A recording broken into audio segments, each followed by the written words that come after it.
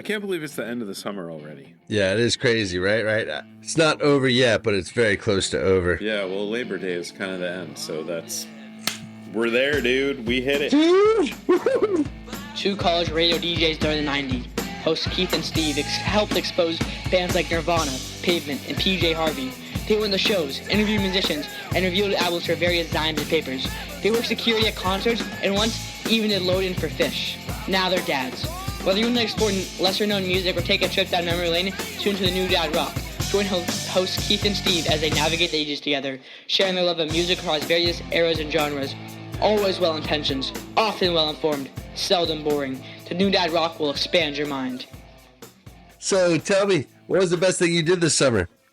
The best thing I did this summer was I went to hang out with Keith, and we got to see the greatest living band in creation kick off their summer orchestra tour. King Gizzard, Lizard Wizard, people have challenged me. Good friends of mine have challenged me lately. I mean, I think who else is doing different versions of songs in different ways, everywhere, in cool places, and playing for hours at a time live? Like, no one. No one's doing this. I mean, it's a combination of the venues they play.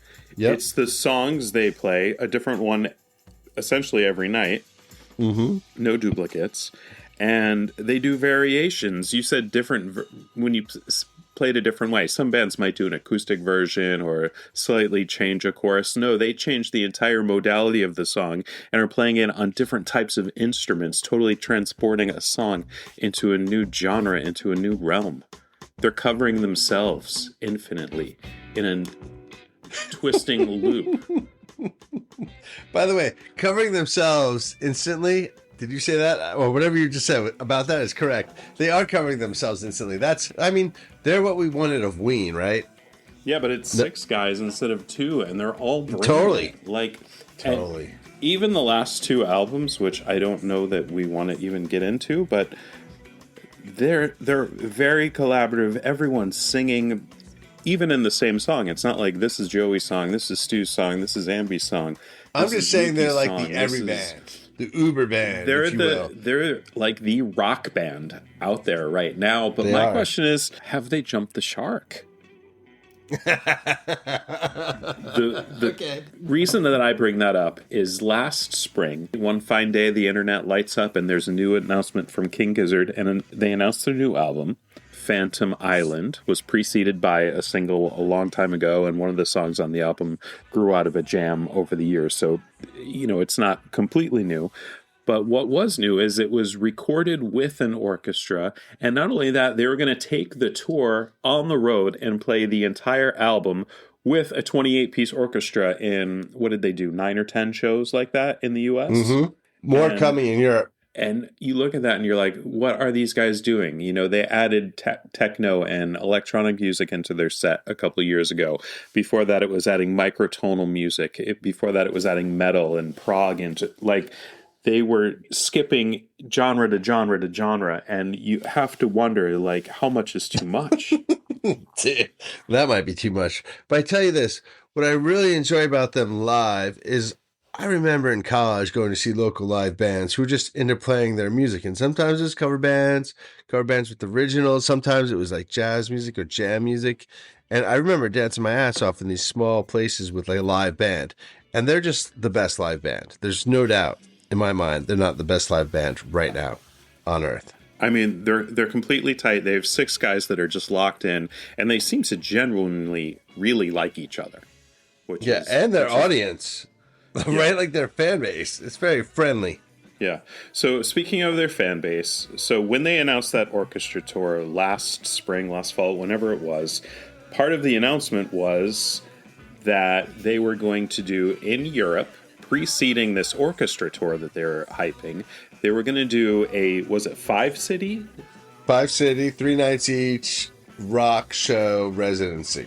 And what that means, a residency in King Gizzard persona, is multiple nights in a city, in this case 3. Lisbon, Barcelona, Lithuania, Athens, Plovdiv, Bulgaria. Yeah, so each of those 3-hour sets every night, no repeats in each city. So if you went to all 3 nights in Lisbon, you didn't hear the same song. maybe if you went to Greece and Bulgaria, you might have heard multiple songs. Dude, in fact, the stats are very close to this. They did 128 original songs over those 15 shows. And they played 256 songs. So generally it was like 20 songs a night. And so if they're repeating, it's only once across that 15 set. Yeah, amazing.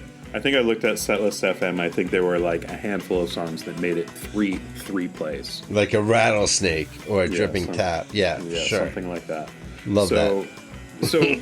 So what did we learn from that tour?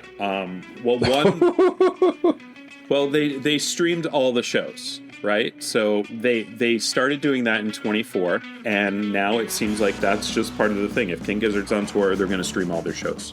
That's amazing because so many other bands might have this technology, might be doing this, but they charge for it, or you have to be part of a fan club, or it's a monthly that's the thing. fee. This is free. It's just on YouTube. On YouTube, you just turn it on every single night. Jeez.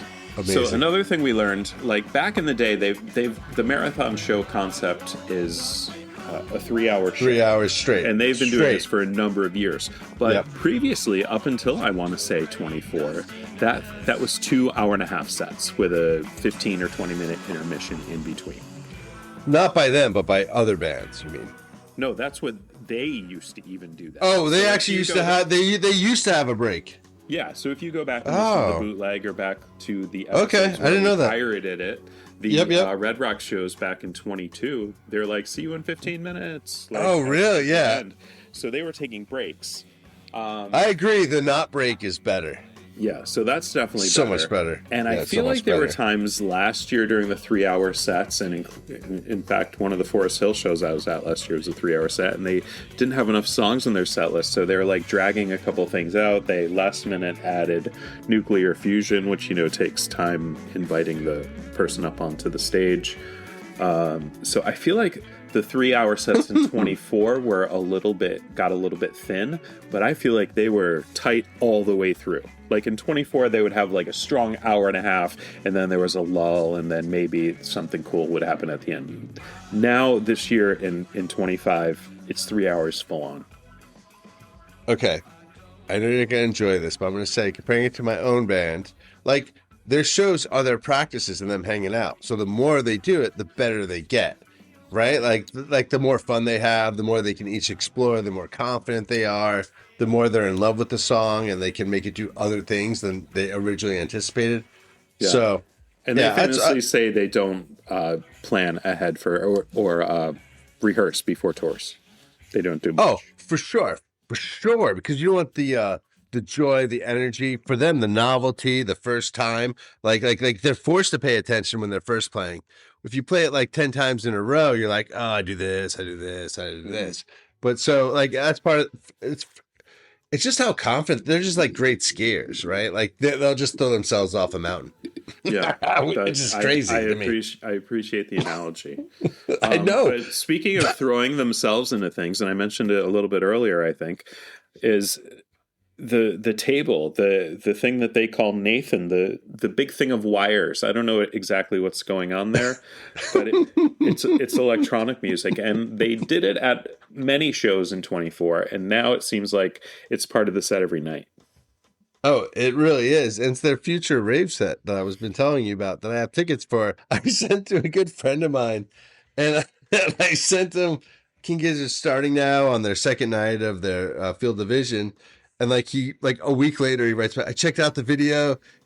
It was 7 hours in, and they were playing on what looked like old telephone switchboards or the IBM ENIAC on an all-weekend rave vibe. And I'm like, that's exactly what it was. Dude, this guy was referencing old-timey, like, telecommunications, electronics. That's what it looked like. It looked like a switchboard. They roll out this table called Nathan, and they do all these songs. But I think that's the future, man. That's the rave sets they're going to put on in Europe in 2025. So that tour, the 5 cities, happened to hook up with some work conferences you were headed to, didn't it? Very nice, yeah. I was presenting at a software development conference in Switzerland in early June, and then my wife was able to take a sabbatical and take the Shoe Kids abroad for a grand tour of Europe. But it happened to overlap with my conference, except there was like 5 or 6 days where they weren't there and my conference was over and the Gizzard were playing in Athens and Plovdiv, Bulgaria. So I went to a show in Athens, their last show. It was beautiful on top of the hill. And then I went to 2 shows in Plovdiv, Europe's most continuously inhabited city for like 8,000 years, I think. But they played in this, Roman amphitheater from 400 AD, and it was just beautiful. So I saw them for 2 nights there. The last 2 nights, last night of the tour. And it was phenomenal. It was really, really, really, really good. You could see it on YouTube for free.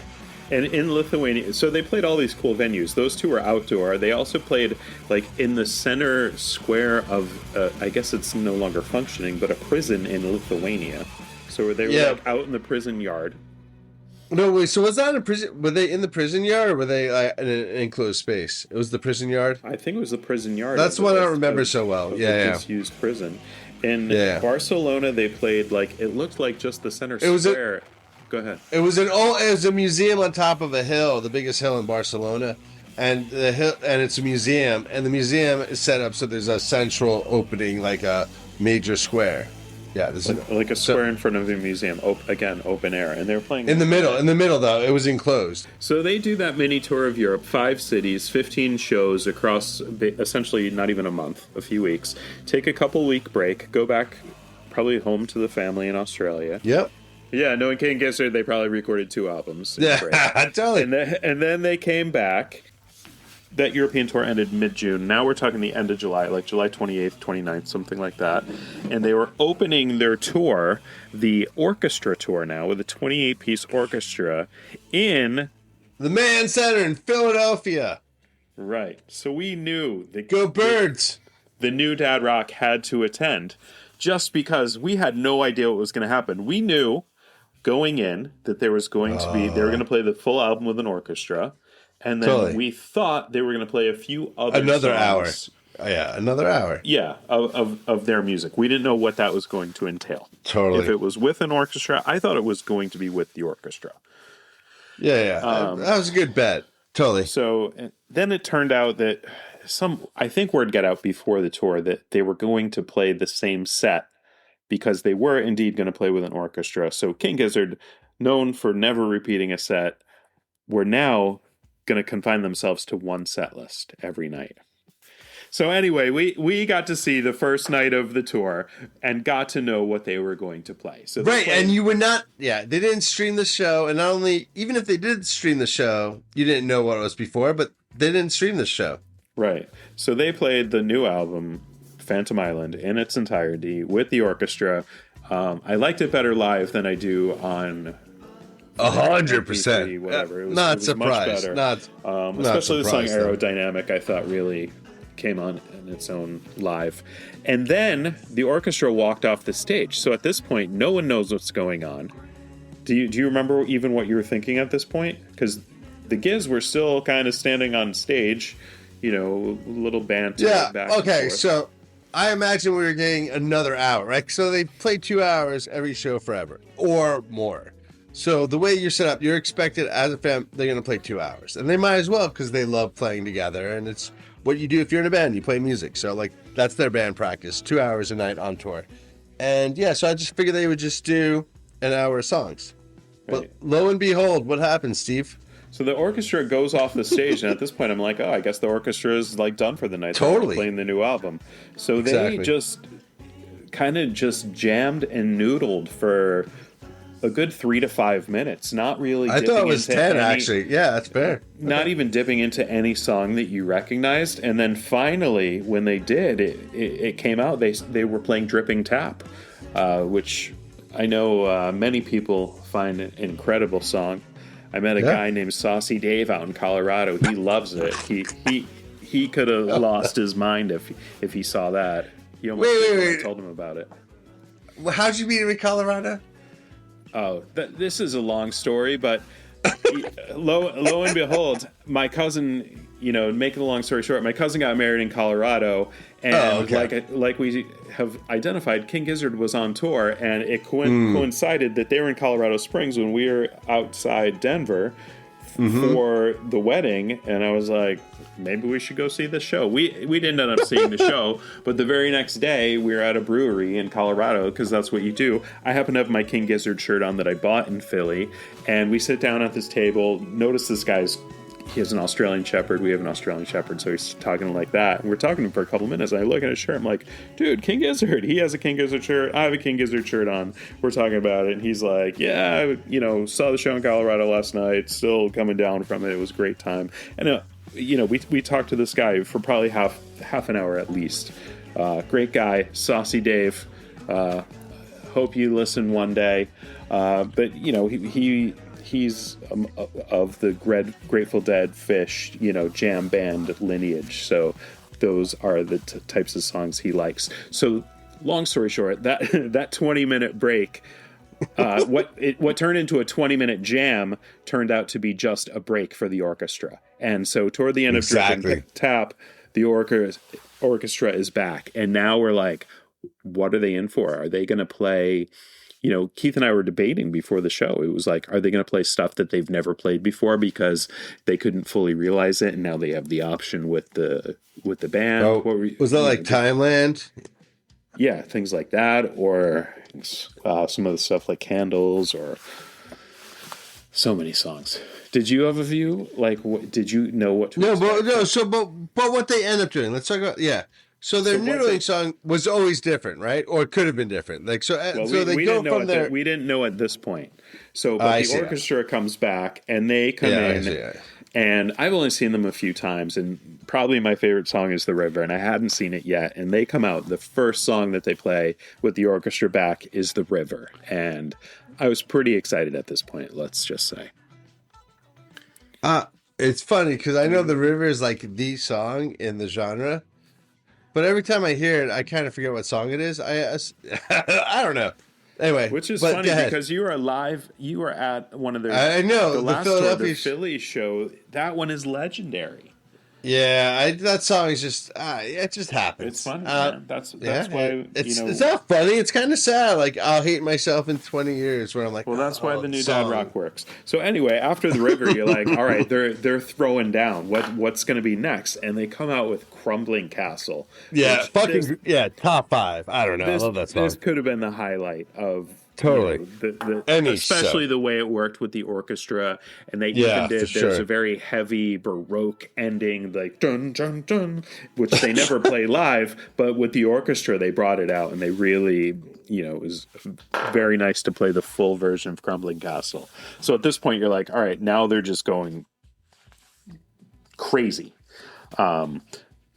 Joey Walker takes over for This Thing, which probably Joey's best song, but definitely one to sing along with, and the dun, dun, dun, dun, dun, dun, good strings section for that.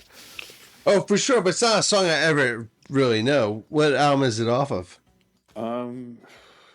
Which one is that? Is that Fishing for Fishies? Yeah. Oh, you might be right, dude. Actually, a legendary album that I don't listen to. Yet. I have so much time. Yeah, I love it. It's such Fishing for Fishies could be. I know.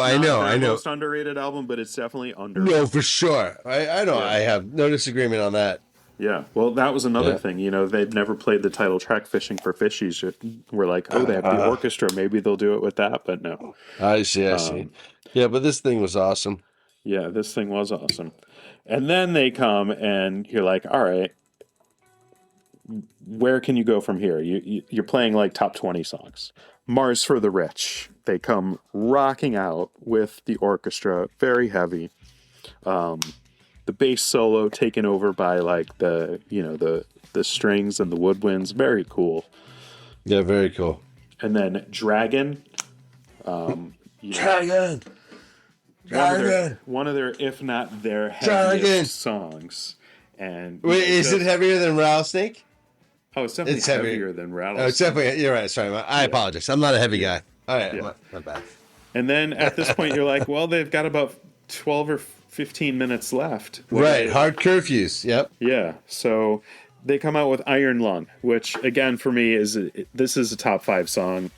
if not number 2 after The River. So I've now had The River, Crumbling Castle. Like, I'm so stupid. All of these 6 songs are definitely in my top 20, top 25. Yeah. Top 10. Yeah, for sure. Yeah. Top 15. Yeah. So, I mean, it was just, I wondered if the orchestra's thinking, like, they have all of these awesome songs. Why did we play those other ones for the first hour? It kind of reminded me, like, when Iron Maiden, like, back in 2006, they had this audacity. They played their new album, A Matter of Life and Death. They played the entire thing. And I know a lot of fans do love this album, but it is mid-tier at best, Iron Maiden. But you're touring on the album, so I get that. But they played the entire thing. And at this point, Iron Maiden albums are like 76 minutes long or something. Oh, my God. And then they came back at the end of it, and, they played 5 all-time classics. And I remember that energy of the crowd, because they're like, finally, 2 minutes to midnight. I think that's correct. I don't know. I think that's correct, dude. But they lost it, and it reminded me of that, just that energy, because they you got to be in a band, dude. Yeah. And then, 4 nights later, I saw them again in New York. In between the orchestra break, they, again, 5, 6, 7 minute jam, and then they went into Magma, which, again, I think Magma's top 5. So I got to see Magma, The River, and Iron Lung all in the same set. Like, that was just brilliant. I think I don't know. I don't want to, cast aspersions here, but I think the orchestra night was a little better in New York than Philly. No, that would make sense. Well, actually, that's not dispersion at all. In fact, I swear to you, every band that plays, they just want their last practice or their last show to be the best show ever. Well, the other thing that's is always that the case, orchestra, the orchestra from New York played also 2 nights before with them in, I think it was New Haven. Oh, that makes sense then. So it's the one duplicate on the series? Well, yeah, it was the same orchestra, 2 different cities. So it was that orchestra's second night as well. So 3rd night of the tour. Very cool. Yeah, very cool. And then I went to the New York Rock Show with my buddy Kevin and his kids and their friends, and my buddy John, who my skier buddies came down. Essentially, that thing's going to be out on vinyl. Like you can listen to the bootleg on Bootleg Gizzard, but I succumbed and I bought the vinyl from the show, and it's like I think the ticket to the concert might have cost less. Wait. So when are you actually getting the album? They say sometime in November. Oh yeah, no, I know. I'm getting one in October. Which one? Oh, the Europe best of. Oh, yeah. Which Slipmat did you get? Plovdiv? Yeah, totally. I thought that was because my jersey. My jersey's the Athens thing. Yeah, dude, they totally have me. I'm like a teenage child. Yeah. Well, you got the cool football jersey. Yeah, that's what I mean. Rugby jersey? Is that what that is? It's a soccer football. Australian rules football. No, I think regular football. I mean, it's a sports jersey with the collar, though. Like, classy. But the background eyes where the numbers were like a 0-0, but there's the eyes from the Athens show shit. And they had the little dragon. It was purple and black. I fucking love it. Yeah. Remember, you were right. You encouraged me to go back for it. You're like, oh, they'll have more during the set. So I had to go whatever. Care of business, and then I was like, I'll run by, and there it was in a large. All right, so they wrapped up this tour. They did 15 shows in Europe. Then they took a few weeks off. Then they went across America, all the way to New York to L.A., down south, up to Chicago, going over Montana. Get yourself a trucker's atlas. Beeline, you can do that. Anyway, so they ended that tour not with an orchestra, but with a psychedelic festival in the foothills of the Rockies in Colorado, Buena Vista, in a thing called Field of Vision. So again, a residency, if you will, this time at a campground in the Rockies, 3 nights, 3 sets, but it was a multi-day festival. So they had other bands, other anomalies, and other forms of entertainment, Keith. And do you recall, or did you watch any of this entertainment? Okay. I'm not sure I'm embarrassed or not embarrassed, but I watched a lot of it. And it was awesome, by the way. I was in 2 different locations, and I watched as much as I could. And sometimes you listen, sometimes you turn it off. You're like, oh, that was cool. I thought about wanting to be there. I know they're doing it next year. I kind of want to be there, but no one will go with me. But also, it's a lot of work to get there. Dude, we're in our 50s, man. Camping, no. No, I have no problem camping. Mine is more the logistics of getting there to camp well. You could watch the live stream and have a better view of the stage. No. I told Chrissy that. I was like, he said he'll come here and we'll watch from the pool. And I'm like, yeah, okay. And but anyway, I mean, like, one of the girls, I forgot who she was, but she was so good. She's playing this Cordoba electric nylon string guitar, which I've never seen before. Like Cordoba's an acoustic nylon guitar company, and normally you don't have nylon electric guitars. And she was playing one, and I bought one that night while watching her. It was amazing, dude. That's crazy. And I bought one that was, it was great. Yeah, I didn't watch a lot of it, but I did happen to catch, and I was not aware of this band, but apparently King Gizzard did like a co-headlining tour with them in like 2015 or 14 or something. But they're called the Mystery Lights. So very I remember retro, this one. I remember this one. Oh, wow. Very retro, psychedelic. I don't know. I've been really digging on them for the last several weeks. Really? Wait, who is this again? 3 or 4 albums called The Mystery Lights. They started in California, but they've been based in Brooklyn for a while. And apparently, they kind of were coming up the Lower East Side psychedelic scene with King Gizzard back in the 2015 era. Okay, so we end Field Division, but let's talk about what's coming up then. So their next thing is October 31st, a rave set in Manchester, England. But not only is it a rave set, but what they're doing, aren't they doing an entire rave/orchestra tour? Actually, they do rave, orchestra, and I think it's rave orchestra all the way out. Yeah. So it's like, again, 6 or 8 orchestra shows. Yeah, sounds right. But now they're, they did one full-on electronic show back in San Francisco in 2024. Now they're doing the whole thing. And this is where I opened up the episode saying, did they jump the shark? No. Has King Gizzard jumped the shark? Actually, you know what it is? They totally have, because I want to go to all the shows. The San Francisco show, so I could have gone. I could have created that space.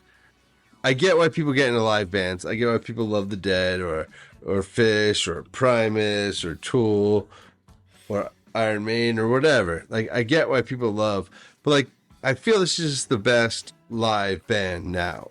It's still just the most fun I have. And it's great because they do incorporate well so many genres that it does pitch a wide tent. They're a big tent party, if you will. So by focusing all on techno, is it the right step or not? We're going to find out, because during the last tour, they started playing some of their quote-unquote rock songs in the techno version. Like they did Sense, they did Hot Water. But they also play some of their techno songs as rock songs. Yeah, Thea, in fact, was one of the songs that they jammed in between sets during the orchestra tour. Thea? Dude, I listen to them a lot. Okay, So this is episode 102 of the New Dad Rock, and this is our love letter to the King Gizzard and Lizard Wizard, because you had a phenomenal summer 2025 between your European tour and your orchestra tour, and we look forward to joining you on your rave set and orchestra tour in Europe 2025. Yeah, so I think that, when we started the New Dad Rock, when I came up with the concept, the mind, when I was doing some gardening during the early stages. You were mowing your lawn, I think. Yeah, totally. Yeah, I think I was picking weeds out of my driveway. And I came up with the term, and I came up with a pavement episode, because to me, pavement was the epitome or the quintessential dad rock. And now 100 plus episodes in, I want to say the new dad rock is King Gizzard and the Lizard Wizard, because like Keith said, they just epitomize. They're there for the fans. They put out music at a fervent pace with a good quality. You don't love 100% of it. You don't even have to love 70% of it. But the vibe is real, and the shows are amazing. And if you ever, it's daunting to get into a band that has 27 albums. I say just turn on one of the live shows. Don't listen to any albums. Go right to YouTube, look up live shows, pick a location, your favorite song, your favorite year, And with that, with the New Dad Rock, we want to sign off and say, Here's to another 100. no, it's not Dad Rock, it's the New Dad Rock.